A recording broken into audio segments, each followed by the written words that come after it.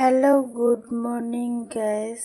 দেখতেই পাচ্ছেন সাদা ভাত, তারপর দেখতে পাচ্ছেন এটা পালং শাক, তারপর দেখতে পাচ্ছেন এটা ফুলকপি আলু দিয়ে মটরশুঁটি দিয়ে সবজি, তারপর এটা বানিয়েছে ডিম কারি। আপনারা কে কে খাবেন চলে আসুন। তারপর এটা খাওয়ার সময় মূলার জালি বানাবো। কার কার ভালো লেগেছে সবাই কমেন্ট করে আমাকে